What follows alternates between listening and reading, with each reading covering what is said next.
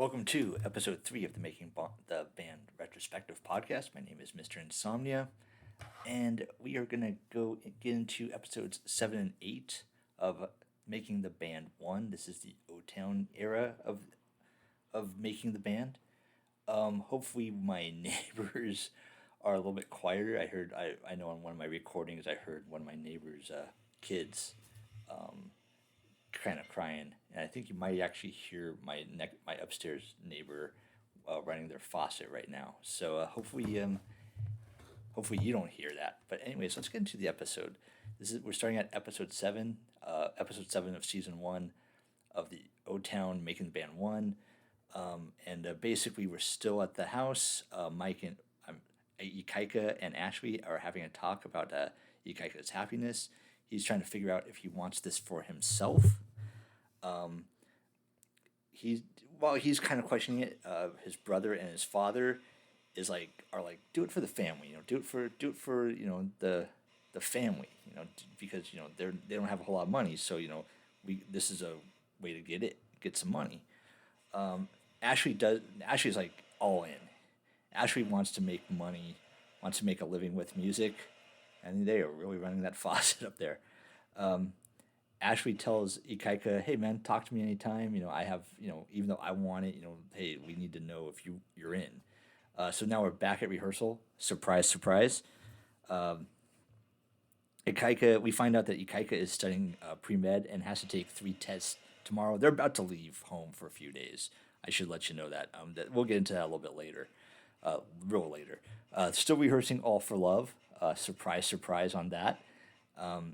The final 5, they're almost there to decide on the final 5. Ashley talks to his mom, but he doesn't talk to his stepdad about arts. His stepdad was in a band in the 70s, and they did a lot of drugs. Lou gives the boys a contract. Let's talk about these contracts. I'm going to quote 2 articles here. The first one is from ABC News. This article was written, you can actually find it online. It was written on December 12th, 2019 by Lauren Efron, Gwen Gowan, and Chris Kilmer. And in this article, they actually tell you that the Backstreet Boys from 1993 to 1998 made $300,000 total. Now you got to think about this. That's 5 years. They'd broken through in the U.S. in 1997 with a hit. Now, in this, they actually sued during this time. They actually found this out. They sued, and let me just pull it up here. In 1998. I'm quoting the article here. Backstreet Boys filed a lawsuit claiming they had only received $300,000 since 1993, while Perlman had made $10 million. Perlman defended his business practices, saying that he had spent $3 million on Backstreet Boys to launch their careers before the band had been profitable. Perlman was ousted. Now, this is the result of the lawsuit. Perlman was ousted as Backstreet Boys manager, but the settlement agreement they reached gave him $30 million, and he continued earning a portion of the band's profits. Because what Lou would do is not only get management fees, he would also be a 6th member of the band. Now let's go to The Guardian. Also has an article about Lou Pearlman's great business practices. And this is an article dated, when was this? This was April 9th, 2019. I'm just trying to find who the author is. I just cannot find the author. Apologize to the author. I think the author's at the bottom here. So let's find this article. I have the article up. I'm just trying to find this. There's something great. There's just a great quote here in this article. Let me just find it. Where is it? Yeah.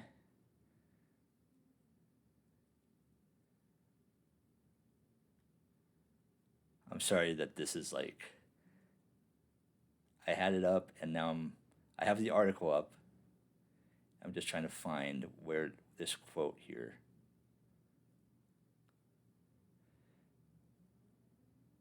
Well, needless to say, in this article, he said he was entitled to 90% of the band's of NSYNC's profits. Oh, here we go. Okay, here. Bass and his bandmates managed to jump clear of the wreckage using a burial clause in their contracts. This is how NSYNC got out of their contracts. Bass and his bandmates managed to jump clear of the wreckage using a buried clause in their contracts that stipulated Perlman had to sign the group to a U.S. label. They were signed to a label within the German major BMG to declare it null and void. The judge in the case was flabbergasted at Perlman's claims that, according to his contract and ownership of the band name, he was NSYNC and therefore entitled to 90% of their earnings. She ruled for the band and the implosion of the Perlman empire began. So basically, these contracts are very shady. Again, he was also listed as a sixth member of the band. So needless to say, Perlman, these contracts are probably very shady. Ikaiko gets the contract. He's like, dude, I want to make money and marry Malia, who's his girlfriend.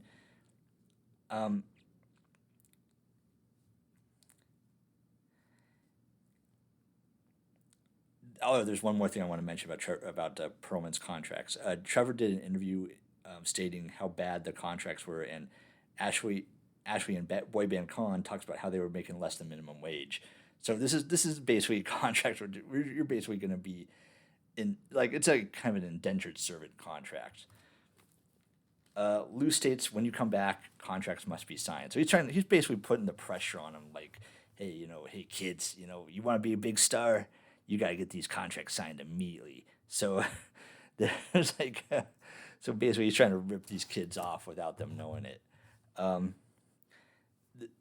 mean, the Lou contracts are just, Lou's just, man, this is where he's at his most shisty. This is where I just get disgusted. Now, while 8 have to be signed, I'm sorry, Lou only finalizes 5 because the 3 who don't make the band they don't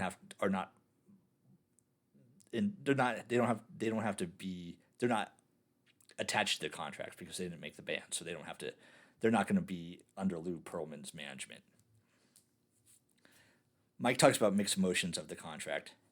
Lou states, hey man, it's about time when we got to get these contracts signed now. Trevor reads the contracts, and he reads that they're going to get $40,000 for the first album as an advance, $100,000 for the 7th album as an advance. Trevor is excited about the contract. Brian says, hey, I need my lawyer to read this. Ashley calls his mom and says, hey mom, I'm going to buy you a car. I hope that car was on a payment plan if he bought it. We go to the hot tub with Jacob and Trevor.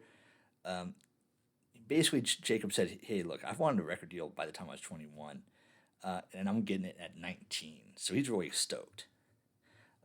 Then we see in Jacob's confessional, he says the next 10 years he's going to be tied up in contracts. This could end up awesome or screwing him. He's done interviews since then where it was actually option B that would happen.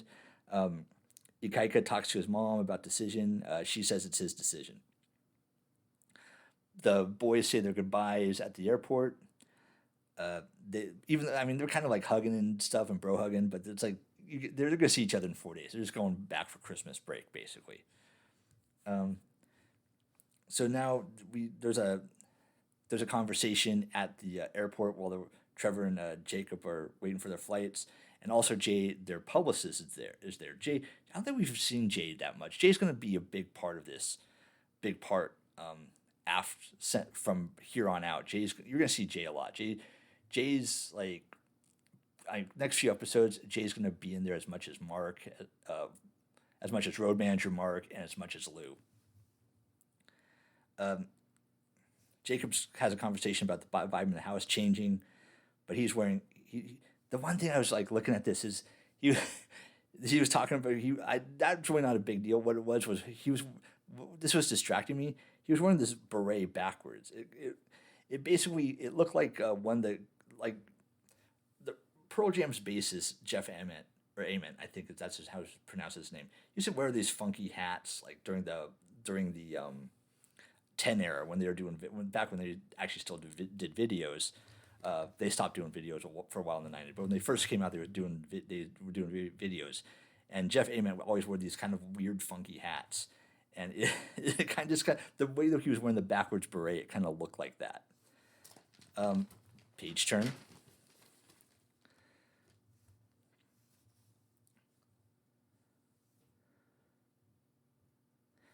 Jacob now then talks about how Ikaika is being torn and his concerns about him being in the group because, Jacob's all in. Like Jacob wants to be in a group, wants to be, successful in music. And he does think Ikaika is talented. So we go to the contestants' homes. We go to Ikaika's school. She says he wants to be a doctor. Brian lives in San Francisco. Ikaika, by the way, lives in Hawaii. I think I've mentioned that before, but yeah, Ikaika lives in Hawaii. I think he's going to the University of Hawaii, if I'm not mistaken. Brian lives in San Francisco. He's kind of been the episodes are starting to air while they're being in boot camp or being I guess you could call it boot camp, being in rehearsals in Florida, and I guess his family is people are telling his family about it. Ashley lives in Redding, California. We basically just get a brief background of all the contestants.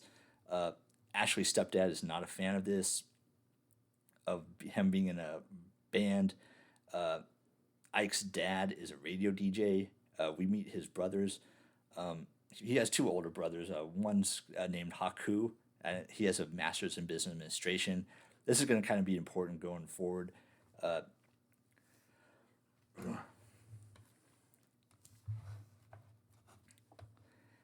Ashley, stepdad, thinks the music is a negative industry. He tells Ashley he wants nothing to do with it. He says, talk to mom. His stepdad says, hey, look, I love you, but I don't want anything to do with this. And that's the end of the episode. Basically, you just see the guys kind of going back home. And now episode 8, I should say the last few minutes is just them, kind of a background on the kids. Episode 8, the boys return back to Orlando or O-Town. The contracts are not signed. Dun, dun, dun. Jacob contacted an attorney, and boys are scared about the contracts. The royalty percentages are really low. There's issues about merchandise. There's issues about who controls the songwriting. The attorney states won't be happy with contract if they're successful. Like, basically, these are contracts to screw you over.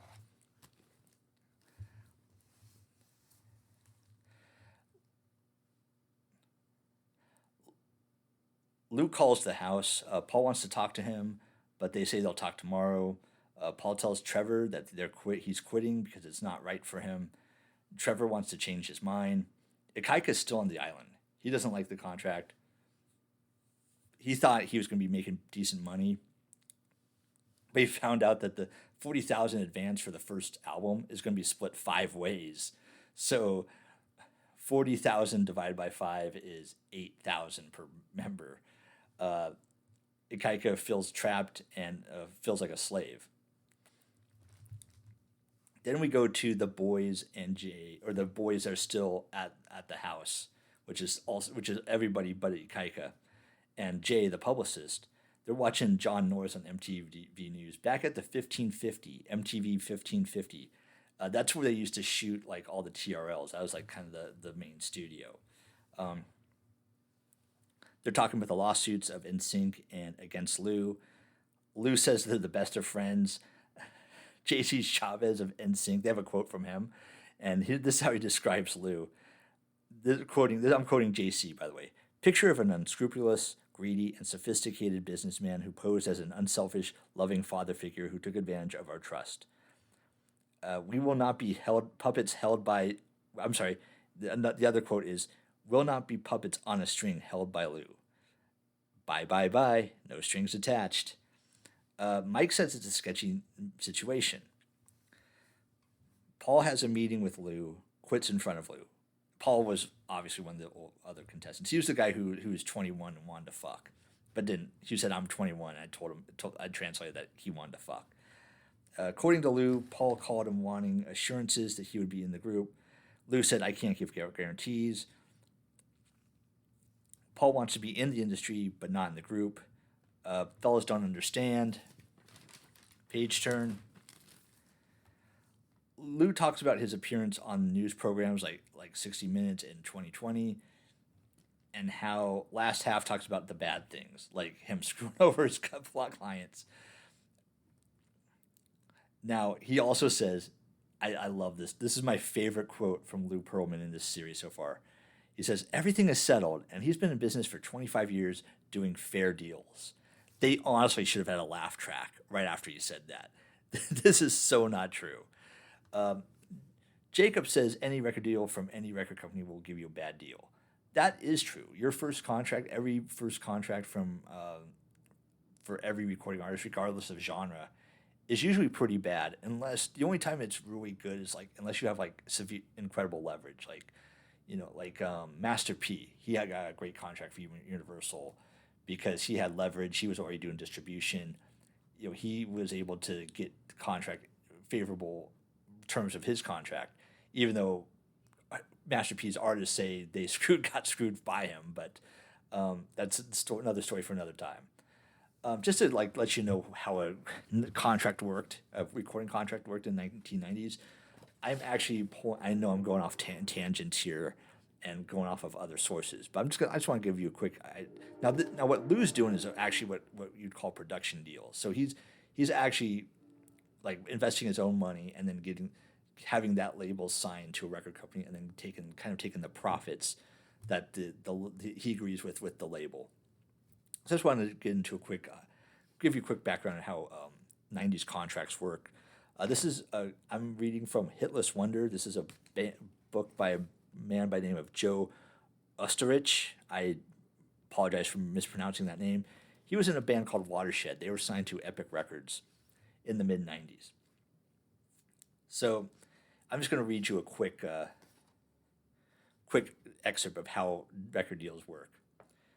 So I'm going to start it. I'm starting at page 160. Today's record contracts have changed to reflect the advent of digital music, but back before MP3s and iPods, they worked like this. Epic agreed to fund Watershed for $250,000. Watershed is his band that he was the bass player for. And this is cleverly called, and they call this cleverly, the fund. In return, we deliver a finished album, which would use the fund to pay for. Once you added up studio time, tape costs, producer fees, engineers' fees, and food and other living expenses, it is common for bands to spend $100,000 or more making a major label album. However, we have a huge incentive to keep costs down. Any money left over after making the record was ours to keep. So if we spend $100,000 on the record, there'd be $150,000 for us on the back end. But we wouldn't be getting a check for that $150,000 either. By the terms of our management deal, 10% of our gross income went to one of our managers, and 10% went to another manager. They had a management deal with two managers, so that's $15,000 each. Also, $25,000 of the $250,000 was earmarked for tour support, so it could only be used to pay for road expenses. Still, as long as we kept the recording costs under control, there'd be a small fortune left over for the band to split. And here's the sweetest part of the deal. Even if Watershed never sold a single CD, we wouldn't have to pay Epic back. They'd take the $250,000 on the chin. We'd walk with our share of the leftover money. The not so sweet part was that we wouldn't see any royalties on the sale of the CD until we had paid Epic back their original $250,000. These royalties are called points, as in percentage points, of the retail price of the CD. Our deal with Epic gave us 14 points. So 14 points of every $14.98 disc, that's how much CDs cost back in the 90s, was $15, or $2.10 would be ours. Except all 14 points wouldn't be ours. Big name producers typically take 4 points. So once their producer took his 4 points, that would drop us down to 10 points. Plus the recording studio that we recorded our demo at, they basically recorded a demo before they got their album deal. So the that record recording studio, it's called the Power Station, would collect a point as payment for the demo sessions. The guy who engineered the demo would take half a point. The engineer on the new record would take another half a point. This would reduce our royalty rate to 6% to 8%. I'm sorry. Factor in the cut to our managers, and we'd make more like 6% or 90 cents of each $14.98 CD we sold. But again, we wouldn't see our 90 cents per disc until Epic had been paid back the original $250,000 fund, but not out of the 86% of the retail price that was their share, but out of the 6% that went to us. This means that at 90 cents per CD, Watershed need to sell 277,777 albums, over halfway to gold, before we would have recouped our debt. At the point of recoupment, Epic would not only have been paid back their original $250,000 investment, they would also have taken in $3,578,545 from the 86 points they kept. Essentially, the company had placed a $250,000 bet on a racehorse called Watershed. If we sold well, they stood to win the monster payout. But the odds were long, about 10 to 1, because only 10% of major label CDs sold enough copies to recoup. Bottom line, the labels didn't score often, but when they did, they scored big. Now reference another thing. There's actually a documentary from 30 Seconds to Mars called, I think it's called Artifact. I think that's what it's called. They actually go more into depth of how record companies screw over their clients. Back to the show. Lou says need contracts wrapped up by Monday. Put lawyers to bed. Lou calls Akaika. Lou says this could be profitable and lucrative career. Win-win for everybody. Let's discuss and sign when everybody is happy. Fellas decide when to go home. Akaika hears, hey kid, you're going to be big. I'm a big time manager. I'm sponsoring this. You're going to be big, kid. Akaika comes back to the house, but he brings his older brother Haku, who has the master's in business administration. Road manager Mark is annoyed by his presence. He doesn't say it, but you can just see on his face why the fuck is this guy here? And then we're back at the house. We see Akaika and Haku kicking each other. I mean, they're working out and they're basically kicking each other pretty hard. And Mike points out how they're working out. Dude, look how crazy that is. The boys say goodbye to Paul. They do a group a cappella version of Love Potion number 9 before they eat cake. And honestly, this a cappella version sounds pretty good. It's actually they're improving. This actually sounds pretty nice. Jacob says you could see that Paul didn't want to leave, but he had to. You could see it in his eyes that he didn't want to leave, but he had to. Paul says he loves the boys, but his heart wasn't in it. So we have 7 finalists left, and we're back at rehearsal. Ashley and Jacob both wanted Paul in their 5. Tomorrow was the decision time.